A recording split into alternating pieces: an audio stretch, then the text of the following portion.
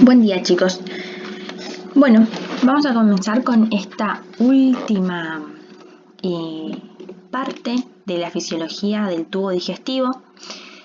En cierto modo sería la última clase de contenido teórico importante, con importante carga teórica que tienen que ver antes del examen parcial. Lo que nos va a quedar es alguna clase para hacer repaso, para hablar un poco de algunas actividades que tengan que resolver, unos problemas que tienen que resolver con respecto a la interpretación de las funciones del tubo digestivo. Pero a grandes rasgos hoy sería la última clase teórica que tienen que ver. Yo al principio del sistema digestivo les había comentado que lo dividíamos según las funciones principales, la de propulsión y mezcla, que tiene que ver con la motilidad del tubo digestivo, las funciones de secreción, que fue todo lo que vimos en la clase pasada, donde tenemos secreciones de todo tipo, desde las generalidades de la secreción hasta la secreción específica por cada parte del tubo digestivo. Y lo que nos queda por ver hoy es todo el sistema de digestión y absorción de los nutrientes. Cuando completemos todo el circuito, podremos empezar a analizar distintos casos, casos prácticos para terminar de comprender desde la práctica cómo es el proceso de digestión y absorción de nutrientes en el tubo digestivo. Bueno, antes de comenzar vamos a ver un poco cómo está conformada la anatomía del intestino delgado propiamente dicho, ya que en esta parte de digestión y absorción tiene una gran injerencia su estructura anatómica. Esta es una parte, un corte de la parte interna del intestino delgado, que sabemos que está compuesto por múltiples vellosidades, que son estas estructuras que sobresalen como conos alargados. Estas son las vellosidades que forman parte del tubo digestivo y están muy irrigadas en su interior. Fíjense que acá en este corte se puede ver muy bien que si se corta y lo que está en amarillo puede ser el sistema nervioso, lo que está en rojo son las arterias y lo que está en azul son las venas. Y fíjense que tiene una alta circulación, porque todos los nutrientes que van a pasar por esta vellosidad van a ser rápidamente absorbidos y volcados a la circulación sanguínea, que también lo vimos en la primera clase. Y si nos acercamos un poquito más y vemos más de cerca esta vellosidad, vemos que está formado por un tejido epitelial, por un tipo de epitelio, que cada una de estas células que se encuentran en la parte más apical, en la que recubre toda la vellosidad, a su vez tiene pequeñas microvellosidades que se las conoce también como el ribete en cepillo de las células de los enterocitos, que son las células que recubren a las vellosidades en el tubo digestivo. Entonces tenemos vellosidades por sí mismas y además microvellosidades. Esto genera una gran superficie absortiva. Justamente la finalidad que tiene es que podamos tener mucho espacio disponible para absorber la gran cantidad de nutrientes en menor cantidad de tiempo. Un poco de lo que hablábamos en la primera clase de la motilidad, yo les había dicho que se tiene que asegurar el tiempo de transporte, el tiempo de pasaje de los alimentos por el duodeno, yeyuno e ilion para asegurarnos que se absorban todos los nutrientes. Bueno, justamente eso se ve relacionado con la superficie absortiva. Al tener mayor cantidad de superficie absortiva, se puede optimizar el tiempo de absorción de los nutrientes, ¿sí? Lo que se cree es que, o se ha estudiado en verdad, es que si se extiende, se abre al intestino delgado por sí mismo. Sabemos que también tiene una gran longitud, todo lo que va desde el duodeno hasta la válvula iliocecal, que lo diferencia del colon. Si se extiende por completo y se extienden también todas las vellosidades, podemos llegar a cubrir una cancha de tenis.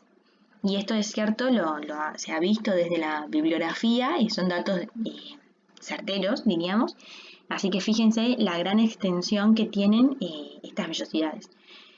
Y justamente esta gran superficie absortiva nos permite absorber todos los nutrientes que ingerimos y mantenernos en buenas condiciones de salud. Cuando hay alguna patología que daña a estas vellosidades, como por ejemplo la enfermedad celíaca, donde se produce un aplanamiento del intestino delgado no hay estas vellosidades, sino que están más bien aplanadas, como una sola montañita, se cursa con una patología o con déficits mal absortivos. Empiezan a aparecer daños por no absorber todos los nutrientes. ¿Sí? Y justamente por eso es tan importante esta estructura anatómica para su función. Bueno, vamos a comenzar con la digestión de cada uno de la digestión y la absorción de cada uno de los macronutrientes. Acá vemos bien puntualmente la digestión y después vamos a ver puntualmente la absorción. Los hidratos de carbono sabemos que los que consumimos de la alimentación van a ser el almidón, que está, saben dónde está, en los cereales, en los cereales, en las legumbres, en las hortalizas feculentas, las hortalizas C. La sacarosa, que es el azúcar de mesa, y la lactosa. Esos son los principales hidratos de carbono que consumimos. Además también consumimos fibra, pero la fibra tiene una característica particular por que no tenemos enzimas que las puedan digerir. Entonces van a ser fermentadas en el colon. Pero también lo consideramos porque está dentro de los tipos de hidratos de carbono y se compone de celulosa y hemicelulosa. Bueno, entonces, ¿dónde comienza? Y esto es muy importante, yo después le voy a dar una actividad para que lo puedan organizar, pero vamos a seguir esta misma línea. Los hidratos de carbono, la digestión de los hidratos de carbono comienza en la boca porque están compuestas las amilasas. En uno de los videos ustedes van a ver que es la palatina, es el nombre viejo de la enzima, pero en realidad es la amilasa salival, es la misma enzima, solamente que amilasa salival es la nueva nomenclatura, la que se usa hace un tiempo para acá, y es la que se encarga de entre un 30 o un 40% de la digestión. Luego continúa en el estómago, pero ¿qué sucede? En el estómago, como hay un pH tan ácido, estas amilasas, estas enzimas se inactivan, entonces no pueden continuar, pero piensen que principalmente, o sea, la digestión propiamente empieza en la boca, continúa en el estómago hasta que por el pH ácido se desnaturalizan y dejan de digerir. Pero se digirió aproximadamente entre el 30 o el 40% del almidón, por medio de la amilasa salival.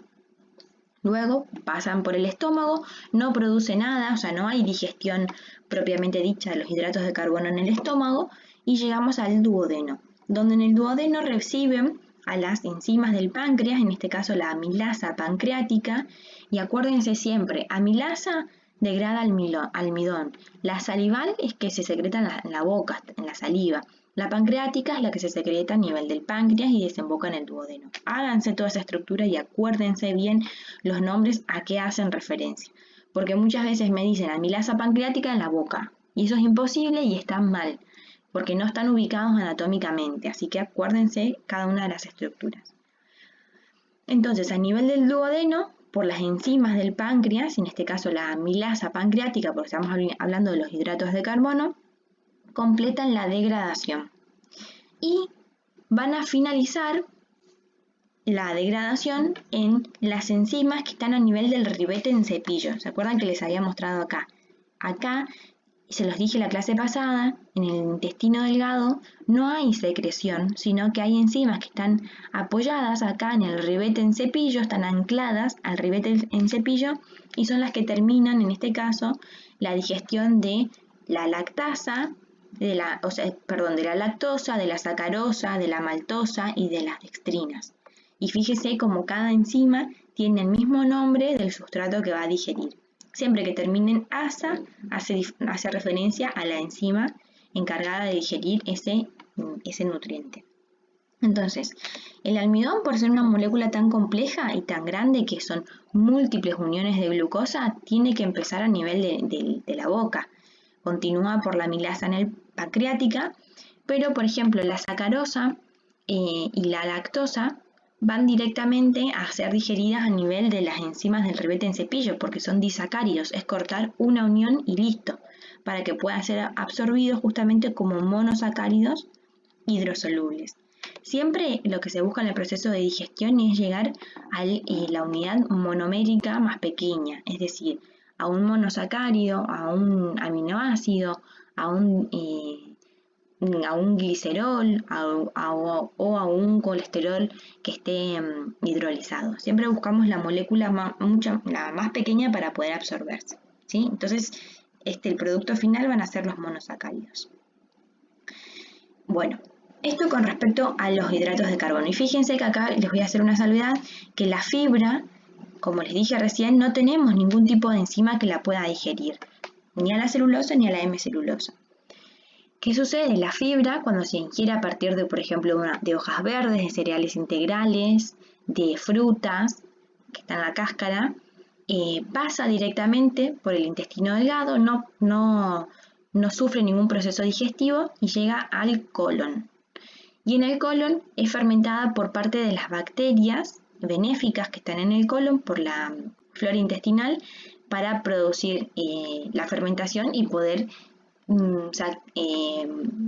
colaborar el proceso de formación de materia fecal, que eso lo vamos a ver un poquito al final de la clase.